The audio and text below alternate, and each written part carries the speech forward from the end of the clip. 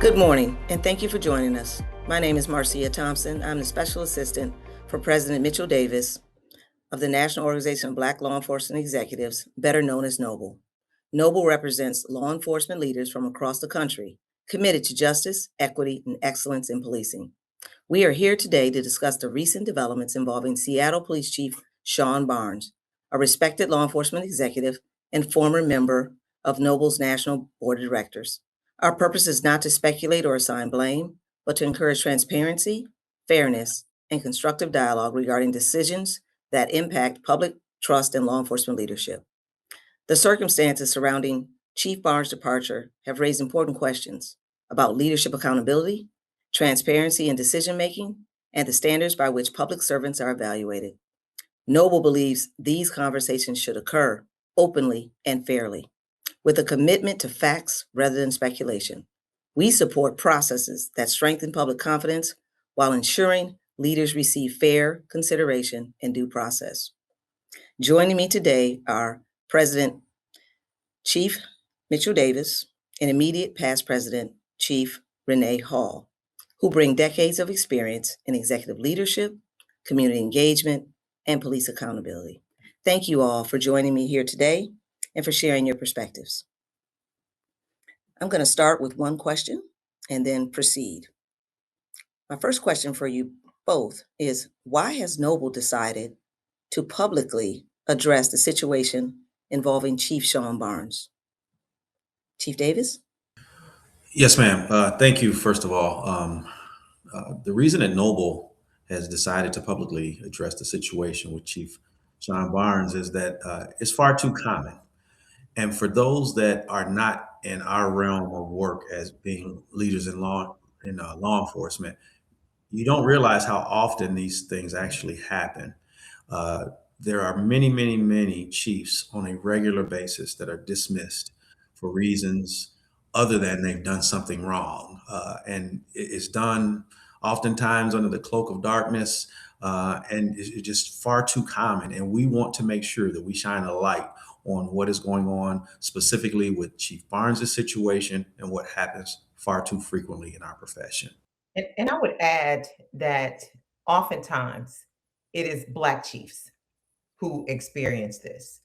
When we look across this country, chiefs are hired, especially Black chiefs are coming into organizations or police departments where there's strife and there's challenge. And when those chiefs come in and make the necessary change and everyone's happy, the leadership of the city, the mayor, the council, as well as city managers, everyone's chest is stuck out that look what a great job we are doing. But the minute that there is a critical incident or there may be some incident that happens that may not have been handled properly, then it's look at the fumble of the chief. And the time is now for leadership to stand up and stand with your chief. These are the only professions in public safety and law enforcement where you're not allowed to make a mistake. And in Sean Barnes's case, it doesn't appear that he made a mistake. He was away at a conference. The question is, who was in charge? And Mayor, didn't you know your chief was out of town? So I am going to say that it is far too often that this happens, but we have to start holding the individuals accountable. And that is the mayors and the officials who hire our police chiefs and then sacrifice them like slaughter when something doesn't go their way. Chiefs. My second question for you both is, what concerns does NOBLE have about how senior law enforcement executives are evaluated during times of crisis and public scrutiny? Wow. So evaluated during times of crisis or public scrutiny, I wouldn't even call it evaluating. It's judgmental, is what it is, more so than anything, because there's a lot of gotcha moments that take place, and I guess that's the nature of what we do. But I want to make sure that we're clear that Noble is not trying to say we acknowledge absolutely that leaders in municipalities and government have the right to make changes in their administration. but it's not what you do, it's how you do it. And once again, using situations to be judgmental, not evaluations, but judgmental, and have trying to have gotcha moments is just not acceptable.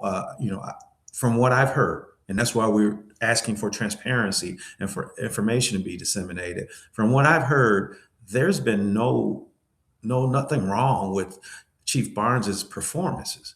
There are these things that are happening, and they say that he goes to visit his family every other weekend. Well, as far as I know, just because you're a police chief, that doesn't mean you can't go where you want to go on the weekend, whether it be in Seattle or whether it be in Chicago. And what does that have to do with the performance of his job? And being at a professional conference, at a training conference, a national training conference, where he is both a leader and he's also a student, and he brings that knowledge and those resources back to his community. Once again, that's not them evaluating him. It's being judgmental and looking for those gotcha moments. And it's just not fair. It's procedural justice should happen. That's what we preach. We want procedural justice. We want it for the community. We want it for our officers, but it also has to be for leadership as well. Thank you. Chief? I would agree 100%. And I would also take the scrutiny and try and balance it out. What we haven't spoken about is the lives that were lost in Seattle, as well as the individuals who were injured. And our prayers go out to those individuals. But we took a moment of tragedy in a city and placed it on the shoulders of the chief of police. But the question is, who was the shooter? And the shooter is the individual that should be at fault at this particular time. The scrutiny is around the police chief. Where's the scrutiny for the 15-year-old who started the shooting? Does he come from a single family home? Have we analyzed and scrutinized that individual, and where are their parents?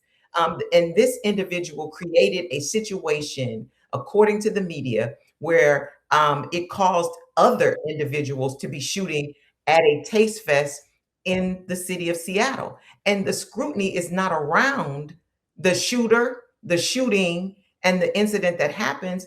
We're blaming the chief of police for being at a conference at the time that a shooting happens. And the problem is the reality of the scrutiny. Let's be realistic. Chief Sean Barnes's presence would not have stopped an individual from shooting. And we need to place the blame where it goes. I'm going to piggyback on something Mr. President said when he said he should be able to go wherever he wants to go.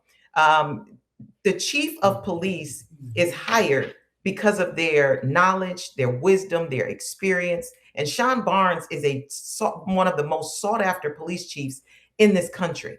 His knowledge and expertise and the way he handled a situation in Madison prior to becoming the chief in Seattle is the reason that he stands head and shoulders above most leadership around the world. And so we want his expertise in our spaces. And he should be able to go and garner experience, and as well as teach others. And that is what he was doing at our conference, as well as other conferences.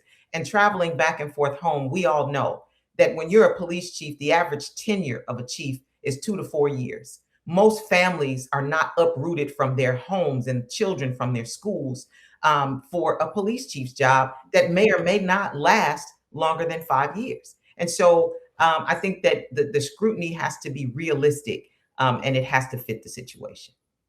Thank you. So what lessons can municipalities and police departments learn from situations like this to ensure transparency and public confidence? You know what I believe that municipalities can learn is say what you mean and mean what you say. Once again, we absolutely acknowledge as an organization that leaders in municipalities have the absolute authority to change leadership. If you're a new mayor and you want to go in another direction, you absolutely have that right. And we as police chiefs understand that.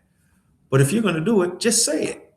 Don't try to make it something else. Don't try to make the chief be the scapegoat so that for your political gain or to try to save political face, because you know that the community likes the chief. If there's a reason that you want to change chiefs, and even if that reason is just, hey, I want to go in another direction, just say it instead of trying to smear someone's reputation. It just really doesn't make sense. And if somebody is doing something wrong, then hold them accountable for doing what's wrong. Don't try to make things that should not be a death sentence for your career look like a death sentence because there are ulterior motives, there are underlying factors and underlying reasons as to why you want to get rid of that person. That's what I believe municipalities need to learn. Say what you mean and mean what you say. It's integrity. Just say what it is and move forward with it and do it in a way that's professional. I would agree 100% with Mr. President. And when we talk about transparency, it's really ironic to me as I've seen a lot of processes as a consultant now. I'm involved in processes for chiefs. And when you're looking for a leader for your organization, you have the community 100% involved. You bring them to the table, you lay out what you're looking for, you have them involved in that process, and you get their feedback. But when you get ready to get rid of a chief, you're silent. You don't bring the community into that decision at all. And who we have to focus on is the fact that these are the individuals who are assessing that police chief or that leader as well. And they should be equally involved in that process. I agree with Mr. President.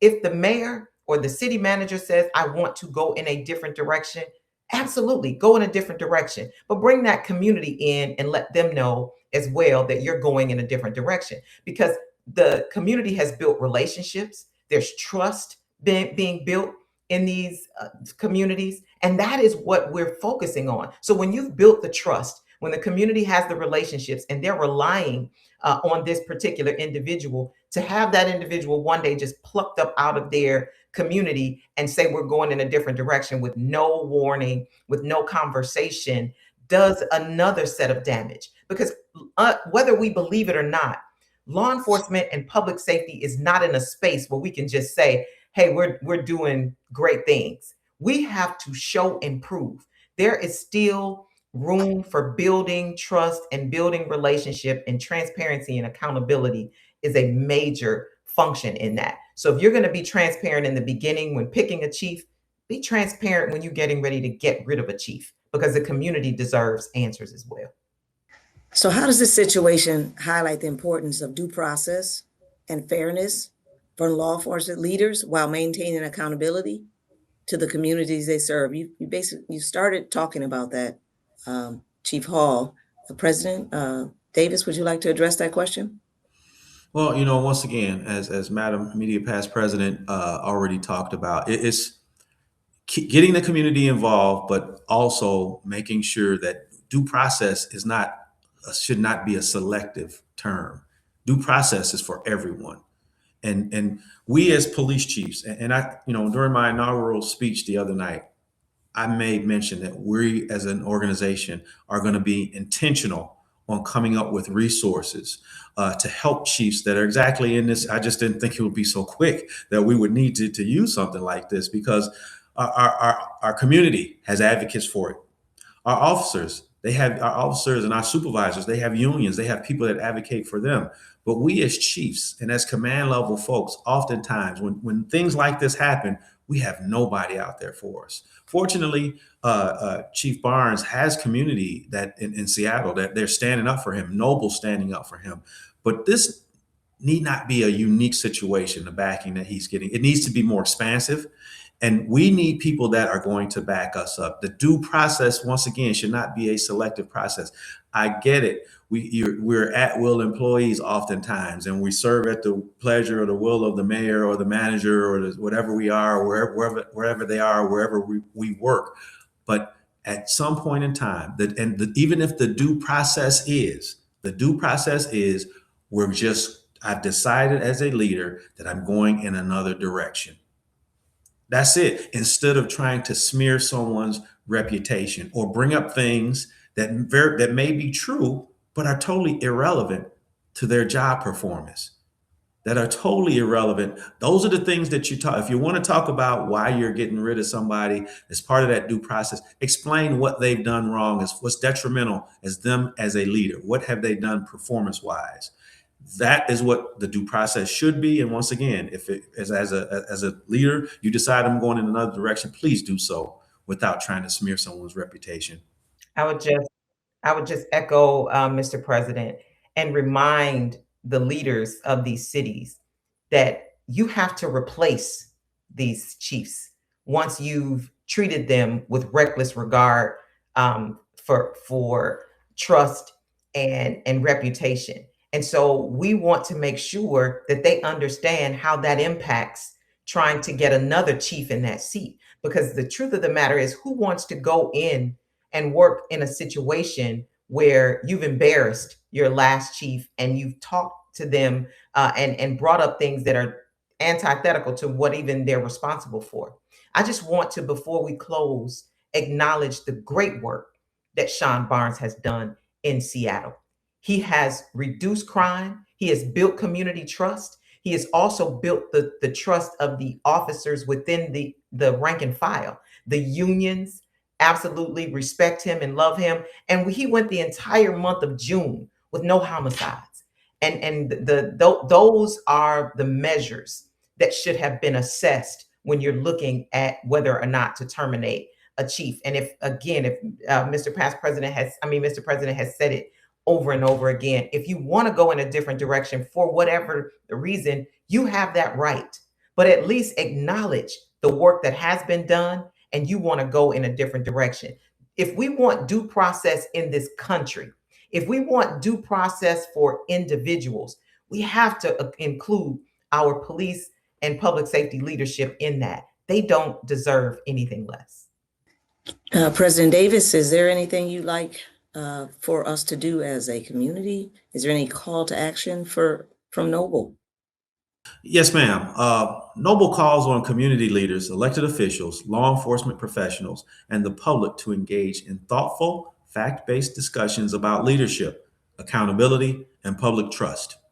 We encourage transparency from all parties and a commitment to processes that are fair, objective, and respectful. Our goal is to ensure that decisions affecting public safety leadership strengthen trust in our institutions and uphold the highest standards of professional integrity. Well, I want to thank you both for joining me and everyone else today to discuss this very important topic. Thank you. Thank you. Thank you.